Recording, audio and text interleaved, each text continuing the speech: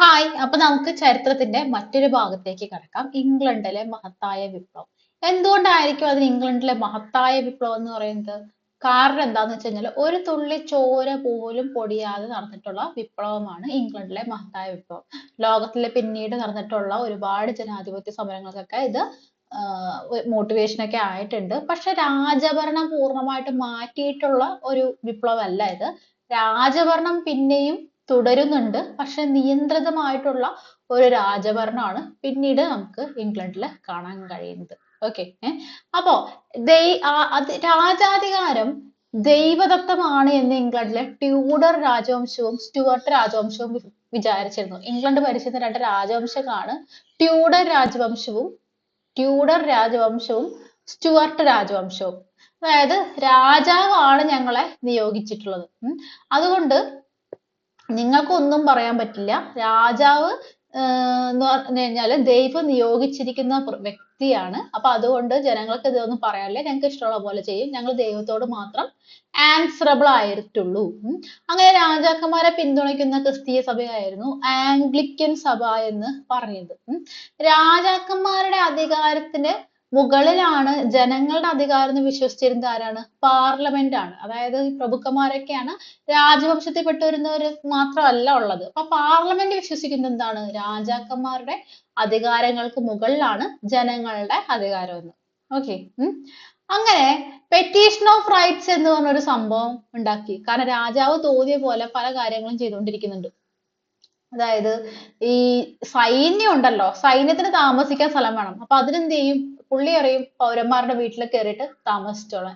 പിന്നെ അതുപോലെ യാതൊരു പ്രശ്നവും ഇല്ലാത്ത സമയത്ത് പട്ടാള അടിയന്തരാവസ്ഥ പ്രഖ്യാപിക്കുക, അങ്ങനത്തെ പരിപാടിയൊക്കെ ചെയ്യുന്നുണ്ട്. ഇതെല്ലാം തടയാൻ വേണ്ടിയിട്ട് പെറ്റീഷൻ ഓഫ് റൈറ്റ്സ് എന്ന് പറഞ്ഞ ഒരു സംഭവം രാജാവിനെ കൊണ്ട് ഒപ്പുവയ്പ്പിക്കുന്നുണ്ട്. ഓക്കെ. ആ പെറ്റീഷൻ ഓഫ് റൈറ്റ്സ് എന്ന് പറഞ്ഞ ആ ഒരു ഉടമ്പടിയിൽ ഒപ്പുവെച്ച രാജാവാണ് ചാൾസ് ഒന്നാമൻ എന്ന് പറയുന്നത്. 4 കാര്യങ്ങൾ എന്തൊക്കെയാണെന്ന് അറിയാമോ? പാർലമെന്റിന്റെ സമ്മതമില്ലാതെ നികുതി ചുമത്താൻ പാടില്ല. അത് അങ്ങനെ തന്നെയാണ്. ഇപ്പോ ഇന്ത്യയിലും അങ്ങനെയാണ്. ഇന്ത്യയിലും മണി ബില്ലും അല്ലെങ്കിൽ നികുതിയുമായി ബന്ധപ്പെട്ട കാര്യങ്ങളെല്ലാം തന്നെ ലോക്സഭയിലാണ് അവതരിപ്പിക്കേണ്ടത്. മണി ബില്ല് ആണെന്നുണ്ടെങ്കിൽ രാജ്യസഭയ്ക്ക് വലിയ സേവനമില്ല. ഓക്കെ. ജനങ്ങൾ ഇടുന്നവർ തന്നെ മണി ബില്ലിന്റെ കാര്യത്തിൽ തീരുമാനമാക്കണം. ഓക്കെ.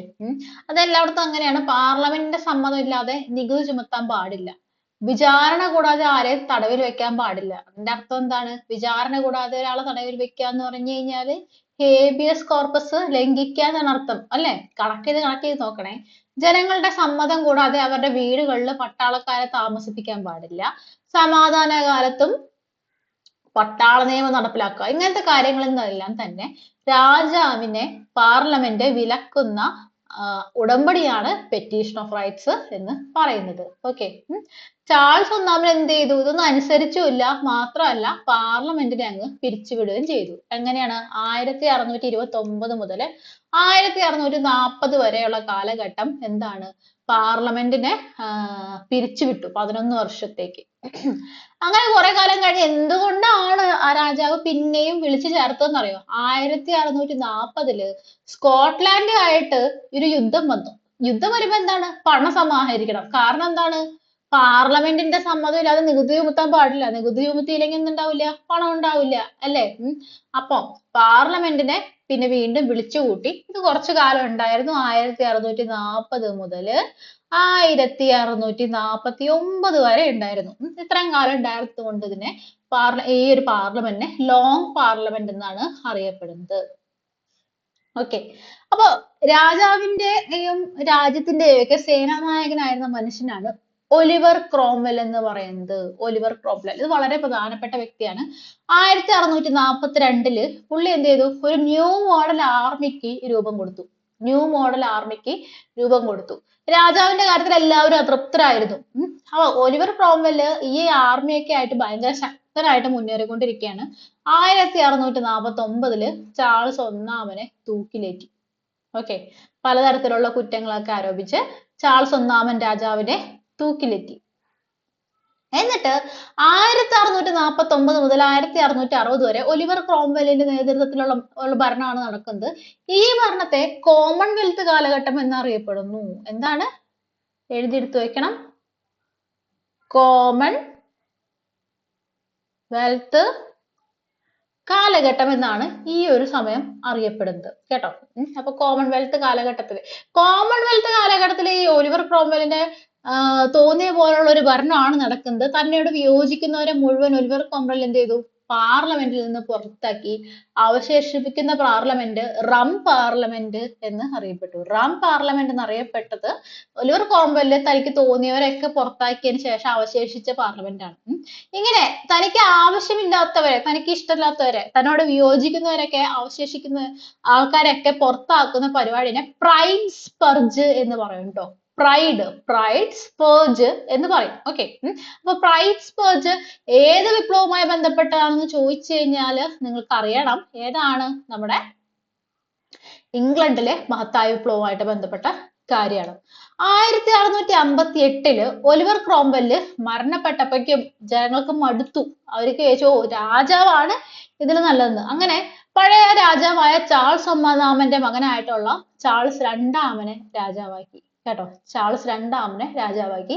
വലിയ കുഴപ്പം, അച്ഛനെ പറ്റിയ കാര്യങ്ങളൊക്കെ അറിയാവുന്നതുകൊണ്ട് വലിയ കുഴപ്പമില്ലാണ്ട് പുള്ളി ഭരിച്ചു. പക്ഷെ ചാൾസ് രണ്ടാമന് ശേഷം അദ്ദേഹത്തിന്റെ മകൻ ജെയിംസ് രണ്ടാമൻ അധികാരത്തിൽ വന്നു.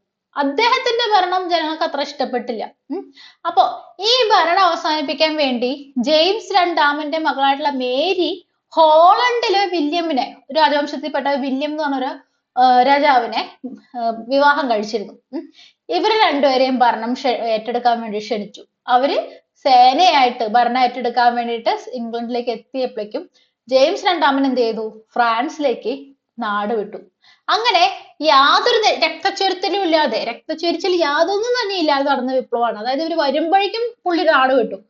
1688 നടന്ന ഈ സംഭവമാണ് രക്തരഹിത വിപ്ലവം അഥവാ മഹത്തായ വിപ്ലവം എന്ന് അറിയപ്പെടുന്നത് കേട്ടോ.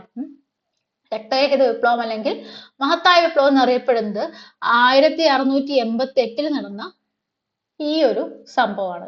എല്ലാവർക്കും മനസ്സിലായല്ലോ. അപ്പൊ ഇതാണ് ഞാൻ പറയാൻ ഉദ്ദേശിച്ചത്. ഓക്കെ. ഇനി നമുക്ക് അമേരിക്കൻ സ്വാതന്ത്ര്യ സമരത്തിലേക്ക് പോവാം. ഇതിന്റെയൊക്കെ നോട്ട് ഞാൻ വേറെ തരാം, നിങ്ങൾക്ക് വായിച്ചു എന്ന് പഠിക്കാം. പക്ഷെ ഇത്രയൊക്കെ ഉള്ളൂ ഇതിൽ കാര്യങ്ങൾ കേട്ടോ. അമേരിക്കൻ സ്വാതന്ത്ര്യ സമരം. എന്താണ് അമേരിക്ക? നമ്മളിപ്പോ കാണുന്ന അമേരിക്ക ആയിരുന്നില്ല കുറെ കാലം മുമ്പ് ഉണ്ടായിരുന്ന അമേരിക്ക.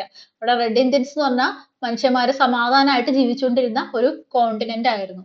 പക്ഷെ മെയ് ഫ്ലവർ എന്ന കപ്പലിൽ കയറി ഇംഗ്ലണ്ടിൽ നിന്ന് കുറെ ആൾക്കാര് അമേരിക്കയിൽ പോയി കോളനികൾ സ്ഥാപിച്ചു.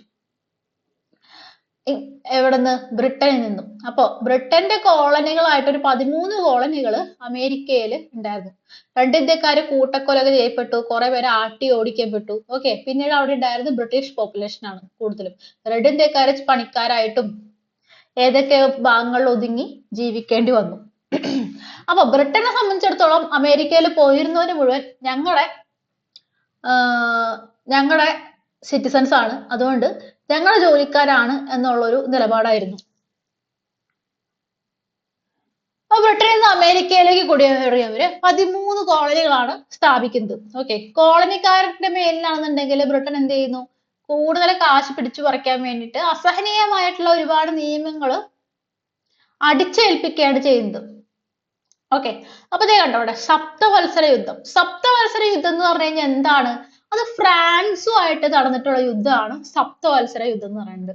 സപ്തവത്സര യുദ്ധത്തിന്റെ ഒരു ഭാഗം, ചിലവിന്റെ ഒരു ഭാഗം കോളനിക്കാർ വഹിക്കണം എന്ന് പറഞ്ഞു. ഫ്രാൻസുമായിട്ട് 7 വർഷത്തെ ഒരു യുദ്ധം നടക്കുകയാണ്. അപ്പൊ അത്രയും കാലത്തെ യുദ്ധത്തിന്റെ ഒരു ഭാഗം കോളനിക്കാർ വഹിക്കണം.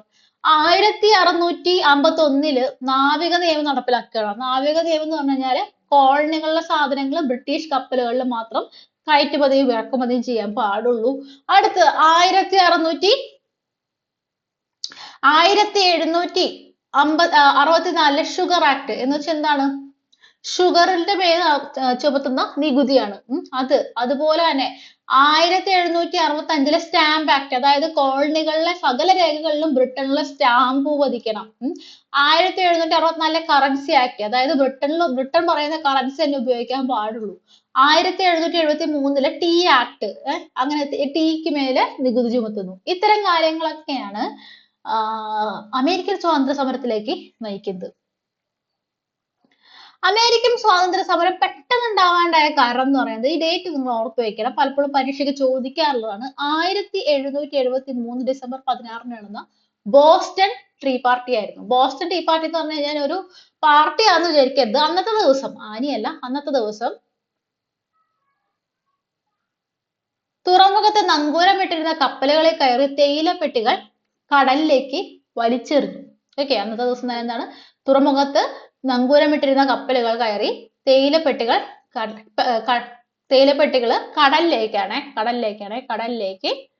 കടലിൽ വലിച്ചെറിഞ്ഞു കളഞ്ഞു. ഇതിനെയാണ് ബോസ്റ്റൺ ടീ പാർട്ടി എന്ന് പറയുന്നത്.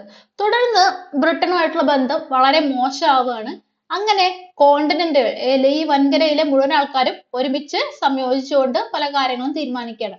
അങ്ങനെ ഒന്നാം കോണ്ടിനെന്റൽ സമ്മേളനം നടന്നത് ഫിലാഡൽഫിയയിലാണ്. എല്ലാ കോണ്ടിനെന്റൽ സമ്മേളനങ്ങളും നടക്കുന്നത് ഫിലാഡൽഫിയയിൽ തന്നെയാണ് കേട്ടോ.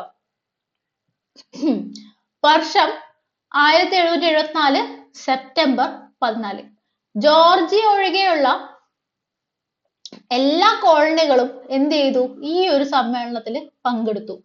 വ്യവസായ വ്യാപാര നിയന്ത്രണങ്ങൾ നീക്കണമെന്നും തങ്ങളുടെ അംഗീകാരമില്ലാതെ നികുതികൾ ചുമത്തരുത് എന്നും കോളനികൾ രാജാവിന് നിവേദനം അയച്ചു. ഓക്കെ, അപ്പൊ ഒരു നിവേദനം അയക്കുന്നുണ്ട്, ജോർജിയ പങ്കെടുക്കുന്നില്ല. ഈ രണ്ട് കാര്യങ്ങൾ ഓർത്തു വെക്കണം.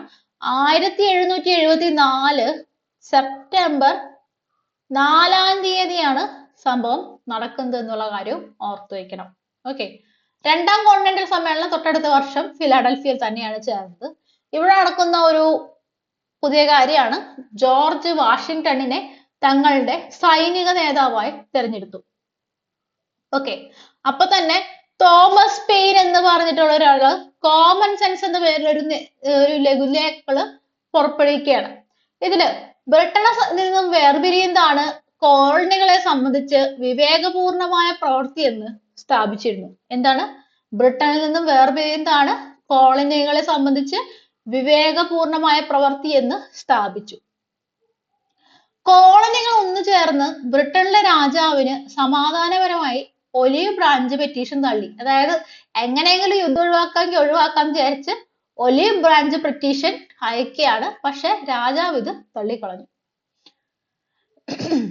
1776 മൂന്നാം കോണ്ടിനെന്റൽ സമ്മേളനം ഫിലാഡൽഫിയയിൽ നടക്കുകയാണ്. ഇവിടെയാണ് ഒരു പ്രസിദ്ധമായിട്ടുള്ള സ്വാതന്ത്ര്യ ദിന പ്രഖ്യാപനം നടക്കുന്നത്. ജൂലൈ 4 സ്വാതന്ത്ര്യ ദിനം ആഘോഷിക്കാമെന്ന് ഈ ഒരു കോണ്ടിനെന്റൽ സമ്മേളനത്തിൽ തീരുമാനിക്കുകയാണ്. 1781 ജോർജ് വാഷിംഗ്ടണിന്റെ നേതൃത്വത്തിലുള്ള സൈന്യം, കോൺവാലിസ് പ്രഭു ഉണ്ടല്ലോ, നമ്മളുടെ ഇന്ത്യൻ ഹിസ്റ്ററി പഠിക്കുന്ന കോൺവാലിസ് പ്രഭു, പുള്ളിയുടെ നേതൃത്വത്തിലുള്ള സൈന്യത്തെ തോൽപ്പിച്ചു. ഇതോടെ യുദ്ധം അവസാനിച്ചു. 1783 ബ്രിട്ടൻ 13 അമേരിക്കൻ കോളനികളുടെയും സ്വാതന്ത്ര്യം അംഗീകരിച്ചുകൊണ്ട് പാരീസ് ഉടമ്പടി ഒപ്പുവെച്ചു. ഓക്കെ, അത്രയാണ് അമേരിക്കൻ സ്വാതന്ത്ര്യ സമരത്തിൽ പഠിക്കാനുള്ളത്. ഇനി നമുക്ക് ഏത് സ്വാതന്ത്ര്യ സമരം നോക്കാം? ഫ്രഞ്ച് വിപ്ലവം നോക്കാം. വിപ്ലവങ്ങളുടെ മാതാവ് എന്നറിയപ്പെടുന്നത് ഫ്രഞ്ച് വിപ്ലവമാണ്.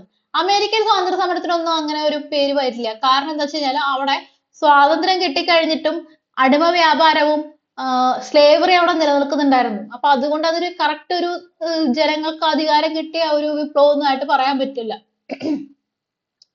ഫ്രഞ്ചുകാരെ സംബന്ധിച്ചിടത്തോളം അവരുടെ രാജാക്കന്മാര് ഭയങ്കര ദൂർത്തടിച്ചുള്ള ജീവിതമാണ്. പോരാത്തതിന് 3 എസ്റ്റേറ്റുകളായിട്ട് ഡിവൈഡ് ചെയ്തിട്ടുണ്ട്. ഏറ്റവും താഴത്തെ എസ്റ്റേറ്റ്, 3ാം എസ്റ്റേറ്റിലാണ് സാധാരണക്കാര് കിടക്കുന്നത്. അവരാണ് നികുതി ഭാരം മുഴുവൻ വഹിക്കുന്നത്. ബാക്കി എല്ലാവരും അടിച്ചു പൊളിച്ച് ജീവിതമാണ്. അമേരിക്കൻ വിപ്ലവം പോലെ ഒരു വിപ്ലവമൊക്കെ കണ്ട് നല്ല എനർജറ്റിക് ആയിട്ടിരിക്കുന്ന ജനങ്ങള് നടത്തിയ ഒരു വിപ്ലവമാണ് ഫ്രഞ്ച് വിപ്ലവം എന്ന് പറയുന്നത്. അപ്പൊ പറയാം, വിപ്ലവങ്ങളുടെ മാതാവ് എന്നറിയപ്പെടുന്നത് ഫ്രഞ്ച് വിപ്ലവമാണ്. ഫ്രഞ്ച് വിപ്ലവം നടന്ന വർഷം 1789. 9. ഓക്കെ. വിപ്ലവ സമയത്ത് ഫ്രാൻസ് ഭരിച്ചിരുന്ന രാജാവ് ലൂയി 16. ഫ്രഞ്ച് വിപ്ലവം ലോകത്തിന് നൽകിയ ആശയങ്ങളാണ് സ്വാതന്ത്ര്യം, സമത്വം, സാഹോദര്യം. ഫ്രഞ്ച് വിപ്ലവത്തിന്റെ പിതാവ് എന്നറിയപ്പെടുന്നത് വോൾട്ടയർ ആണ്. ഫ്രഞ്ച് വിപ്ലവത്തിന്റെ പ്രവാചകൻ എന്നറിയപ്പെടുന്നത് റൂസോ ആണ്. റൂസോ എഴുതിയ പുസ്തകത്തിന്റെ പേര് ഇടയ്ക്കിടയ്ക്ക് ചോദിക്കാറുണ്ട്, the social contract. Okay, the social contract. അപ്പൊ പിതാവ് വോൾട്ടയറും പ്രവാചകൻ റൂസോയുമാണ് കേട്ടോ. ഫ്രാൻസിൽ നിലനിന്നിരുന്ന സാമൂഹിക വിഭജനം എങ്ങനെയാന്ന് വെച്ച് കഴിഞ്ഞാൽ ഫ്രഞ്ച് സമൂഹത്തെ 3 എസ്റ്റേറ്റുകളായി തിരിച്ചിരുന്നു. ഒന്നാം എസ്റ്റേറ്റിൽ പുരോഹിതന്മാരും, രണ്ടാം എസ്റ്റേറ്റിൽ പ്രഭുക്കന്മാരും, മൂന്നാം എസ്റ്റേറ്റിൽ സാധാരണക്കാരുമാണ് ഉൾപ്പെട്ടിരുന്നത്. മൂന്നാം എസ്റ്റേറ്റ് കോമൺസ് എന്ന് അറിയപ്പെട്ടു. കർഷകരിൽ നിന്നും ഒന്നാം എസ്റ്റേറ്റ് പിരിച്ചിരുന്ന നികുതിയാണ് തിതെ. തിതെ ചോദിച്ചിട്ടുണ്ട്, പലപ്പോഴും ചോദിച്ചിട്ടുണ്ട്. കർഷകരിൽ നിന്ന് സർക്കാർ പിരിച്ചിരുന്ന നികുതിയാണ് തൈലെ. അപ്പൊ ഫ്രാൻസിൽ അസംബ്ലി കൂടുമ്പോ എല്ലാവർക്കും കൂടുതൽ വോട്ട് ശതമാനവും മൂന്നാമത്തെ സ്റ്റേറ്റിന്റെ തഴയുന്ന ഒരു രീതിയും ഉണ്ടായി. അങ്ങനെ 1789 ജൂൺ 20-ന്, ഡേറ്റ് ഓർത്ത് വെക്കണം, 1789 ജൂൺ 20-ന് തൊട്ടടുത്തുള്ള ടെന്നീസ് കോർട്ടിൽ ഇവരെല്ലാം കൂടി സമ്മേളിച്ചു. ഫ്രാൻസിനായിട്ട് ഒരു ഭരണഘടന ഉണ്ടാക്കിയ ശേഷം മാത്രമേ പിരിയൂ എന്ന് പ്രതിജ്ഞയും ചെയ്തു. പ്രശസ്തമായ ഈ സംഭവമാണ് ടെന്നീസ് കോർട്ട് പ്രതിജ്ഞ എന്ന് അറിയപ്പെടുന്നത്. എന്താണ് ടെന്നീസ് കോർട്ട് പ്രതിജ്ഞ? രാജവാഴ്ചയുടെ പ്രതീകമായ ബാസ്റ്റിൽ ജയില് തകർത്തത് 1789. അതായത് 1789 ജൂലൈ 14. അതായത് രാജാവിന് തോന്നിയ പോലെ ആൾക്കാരെ പിടിച്ച് ജയിലിൽ ഇട്ടുകൊണ്ടിരിക്കണ ഒരു പരിപാടി ഉണ്ടായിരുന്നു. ജൂലൈ 14-ന് ഇപ്പോഴും അതെ ഫ്രാൻസിൽ ദേശീയ ദിനമായിട്ട് ആചരിക്കുന്നു. ഓക്കെ, അത് കഴിഞ്ഞ് രാജഭരണം പിന്തുണച്ചിരുന്നവരൊക്കെ അവര് ഗില്ലറ്റിൻ എന്ന് പറയുന്ന ഒരു സാധനം ഉണ്ട്. ഇങ്ങനെ ഉള്ളൊരു സംഭവമാണ്. ഒരു ബ്ലേഡ് ഇങ്ങനെ ഉണ്ടാവും. എന്നിട്ട് ഇങ്ങനെ ഒരു വടി വെച്ചിട്ട് ഒരാൾ ഇങ്ങനെ പിടിക്കേണ്ടയോ, എന്റെ ആളെ നോക്കിയിട്ട് നിങ്ങൾ ചിരിക്കുന്നു വേണ്ട. അപ്പൊ ഇതിങ്ങനെ വിട്ട് കഴിഞ്ഞാൽ കഴുത്ത് ഇങ്ങനെ അറുത്തു പോകും. ഓക്കെ, അതാണ് ഗില്ലറ്റിൻ എന്ന് പറയുന്നത്. ഓക്കെ, ഇത്രയാണ് ഫ്രഞ്ച് വിപ്ലവത്തിനെ പറ്റി പഠിക്കാനുള്ളത്. ബാക്കി കാര്യങ്ങളൊക്കെ നോട്ട് തരാം. ഓരോ പോയിന്റ് എടുത്ത് പറയാന്ന് പറഞ്ഞു കഴിഞ്ഞാൽ തീർക്കണത് എളുപ്പമുള്ള കാര്യമല്ല. അപ്പൊ നിങ്ങളുടെ സിലബസിൽ ചൈനീസ് വിപ്ലവം കൂടി ഉണ്ട്, അതും കൂടി ചേർത്ത് ഞാൻ നോട്ട് തരാം. ഓക്കെ, അപ്പൊ നന്നായി പഠിക്കുക. എല്ലാവർക്കും all the best. Thank you.